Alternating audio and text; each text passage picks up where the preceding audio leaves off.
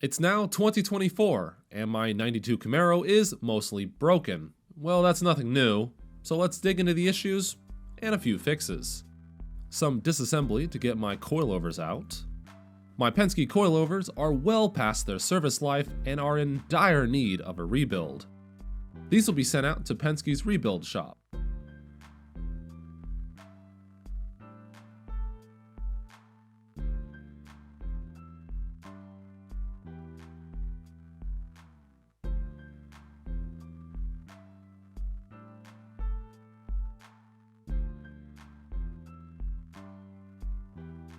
The eyelet has a lot of dirt and oil in it, so this is definitely where the leak was.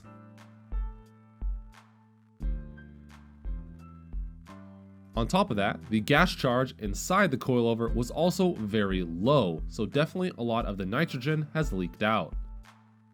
So before you send any shock back to get rebuilt, they need to be completely clean. Otherwise, the shock rebuilder will charge you more money. My diff oil is drained out for some axle maintenance later on. The steering fluid is removed.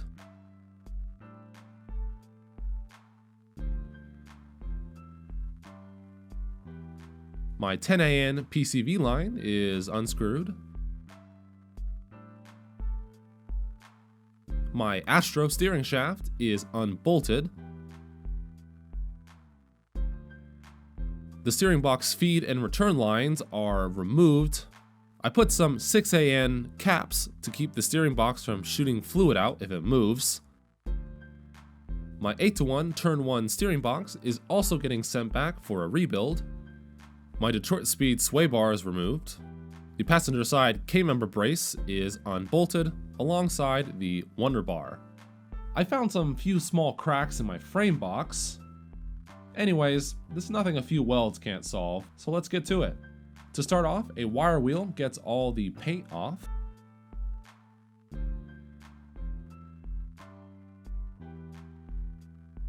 Then a carbide bit digs into the crack so I can get good penetration with the welder. And make sure to disconnect your battery before doing any welding on a car. Now it's time for the welding.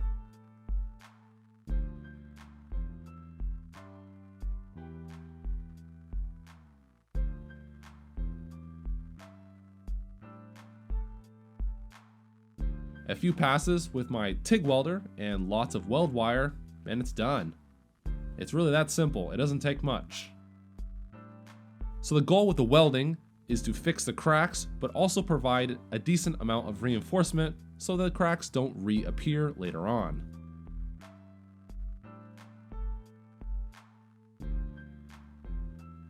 A flapper wheel makes everything nice and pretty.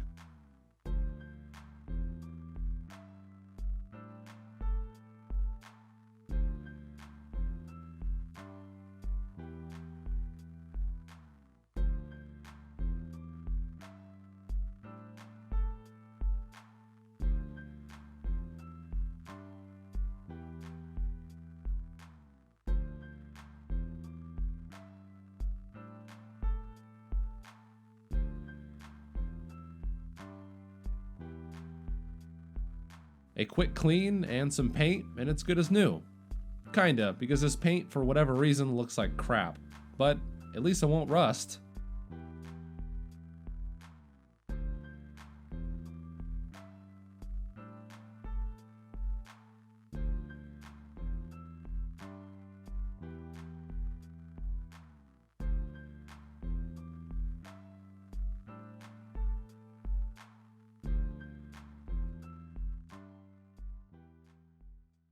My new Timken bearings are then hammered in alongside a new seal.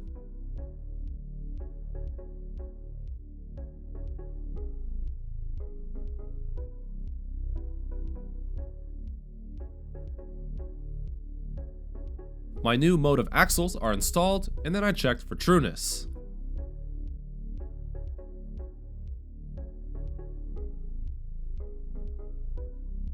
Now on to my fuel system. I need to swap out my sending unit. Aeromotive installed a 30 ohm sending unit by accident. So it is dangerous to use a metal tap to remove the fuel sender ring. I know, it's better to use wood or something made out of plastic that can't spark. The sending unit is slowly wiggled out.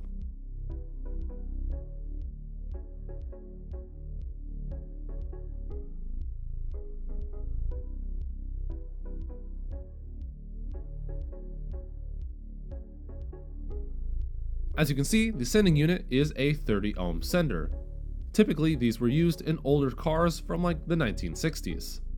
The new sender is a GM 90 ohm that is correct for a 3rd gen. The sender plug wire is removed. The fuel pump plug is yanked out. And 2 small bolts hold the sending unit to the hanger.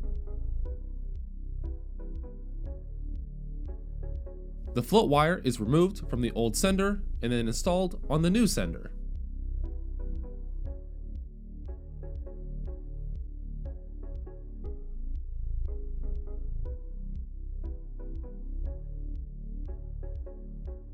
The new sender is then bolted up.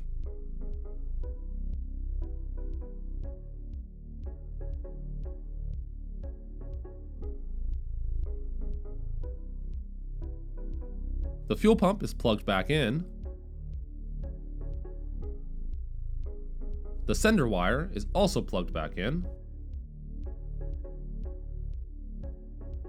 The sender is tested and it looks like it's working correctly.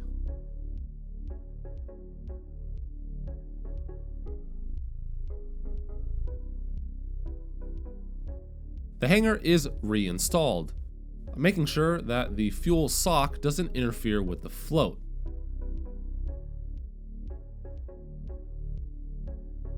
A new metal ring and fuel tank O-ring is installed and then locked down.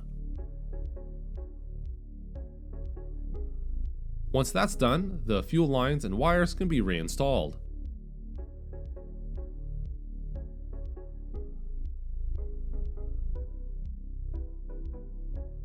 My power supply can turn on the fuel pump without the car turning on. That way, I can check for any potential fuel leaks.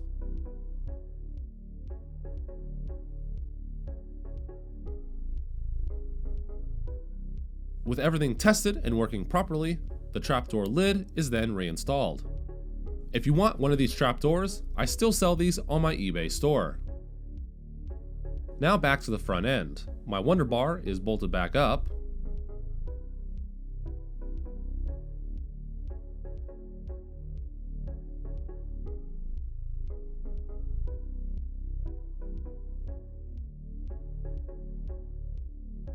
A freshly rebuilt Turn 1 steering box is bolted back up with brand new 170,000 PSI bolts.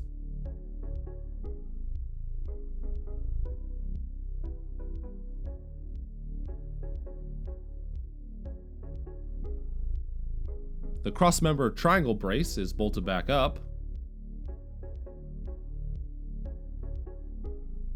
I put some Aeroshell 33 grease on the steering box splines. That way, the pitman arm won't get stuck on the next time I need to remove it.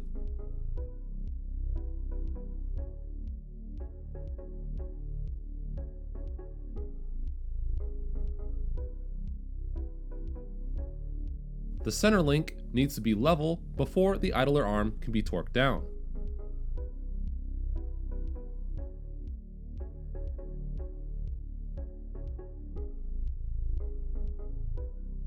My FK rod ends need to be replaced as they're getting awfully stiff after about 3 race seasons. Luckily, these rod ends aren't that expensive, so I just got 2 new ones.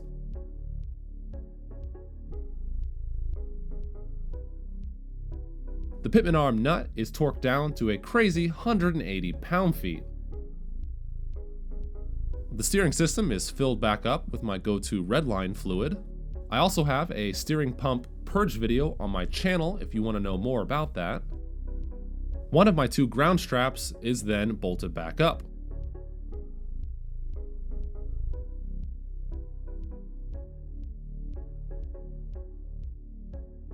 My Fluke 87 shows a very low resistance, so the connection is good. My Detroit Speed front sway bar is put back up.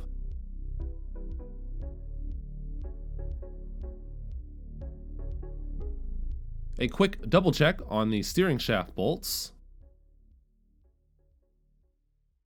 And that's it for now. Make sure to subscribe to my channel to see future updates on videos such as my ABS install, and make sure to follow me on Instagram for updates on videos.